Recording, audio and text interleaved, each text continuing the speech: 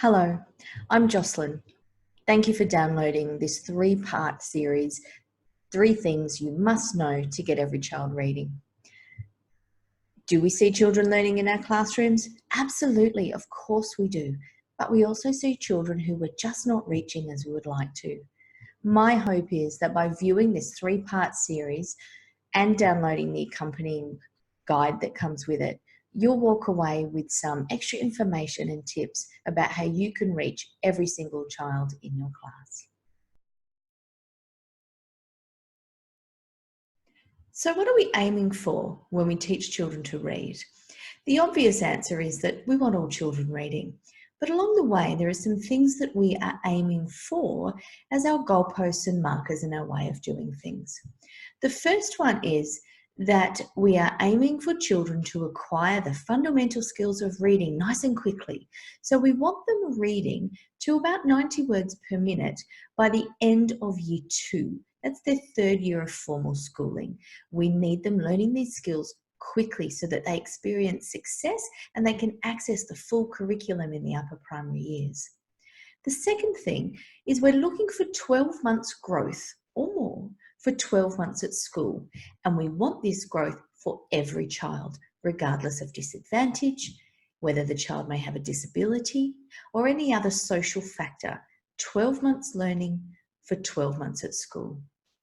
Finally, for our children who we've identified may need some additional help, because there will always be those kiddies, we want to make sure that we're giving them the extra support so that they can keep up with their peers.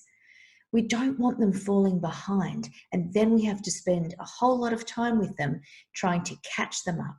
So keep up, not catch up.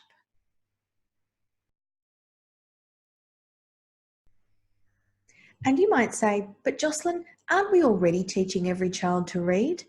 Frankly, the answer is no. Ask a high school teacher, ask an upper primary school teacher, ask the parents of a child with dyslexia, are we teaching every child to read in the primary school? They will tell you no. The fact is that just under half of all Australians cannot read well enough to participate in their everyday lives, in their society and community and their workplaces. This really has to change.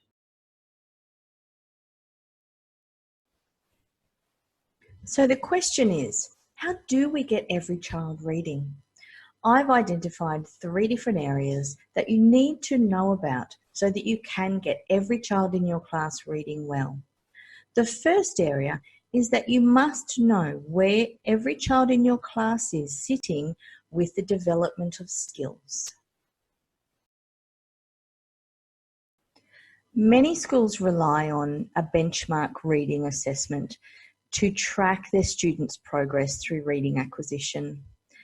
This just isn't enough, and in fact, it's not an evidence-based, effective way of tracking reading at all.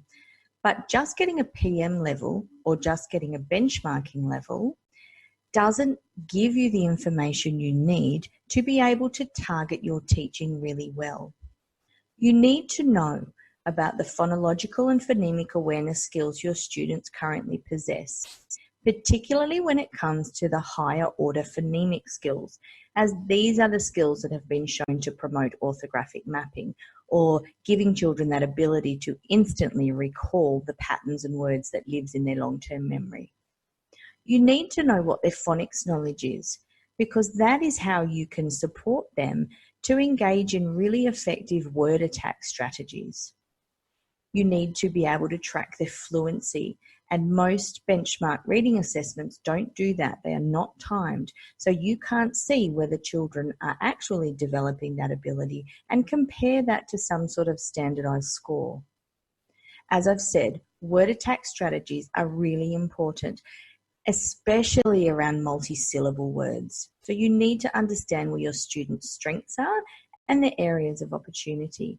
And then finally, there's comprehension. Now, your school may have an established way of recording and tracking and monitoring comprehension. Many schools use PAT, for example. I'm not going to go into depth about that today, but comprehension is obviously the entire point of learning to read and should be monitored along with everything else. The question then becomes, what should you measure? Because we cannot spend our entire lives collecting data. It is ridiculous to expect a classroom teacher to be monitoring 10 different things with 10 different assessments, or 5 different things with 5 different assessments. So be really clear about why you are collecting the data that you are.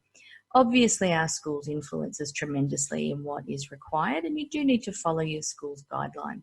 But if you're able to just decide for yourself, I would recommend monitoring phonological and phonemic awareness. This is especially if you are an early years teacher. But if you're teaching years 3 and above and you have students with reading difficulties, giving them a bit of a phonological and phonemic awareness assessment, and your special ed teacher may be able to help you out here, can really pinpoint some of the areas that may be hampering your children's progress. Secondly, you need to monitor their phonics knowledge. And pre-year 3, that'll be basically what sounds they know. But also when they're older, what morphemes do they know? Do they know how to add ly? Do they know how to add ed?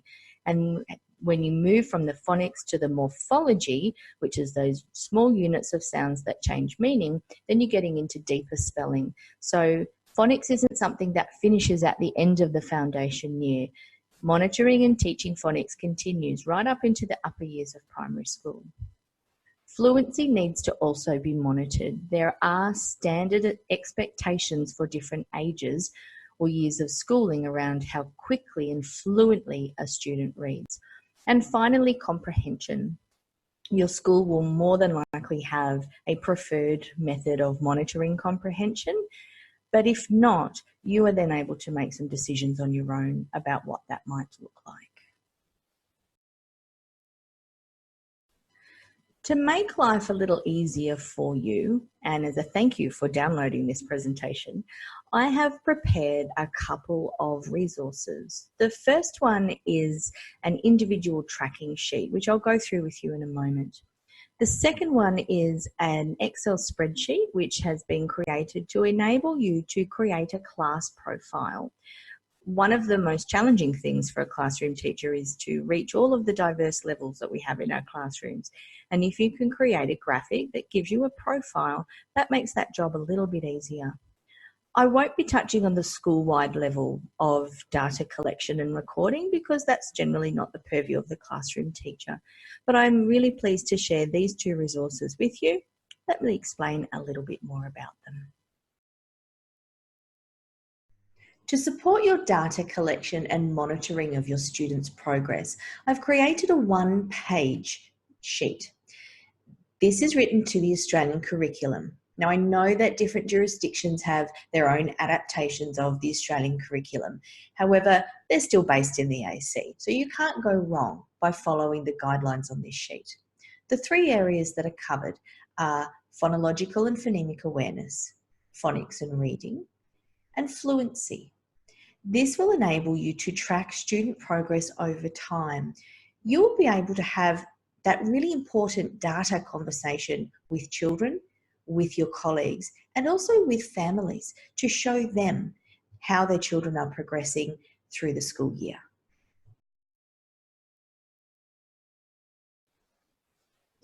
I've also created an Excel spreadsheet for you to record all of your students' learning. There are 3 sheets in this spreadsheet. The first one records phonological and phonemic awareness skills. The second, phonics knowledge, and the third for fluency.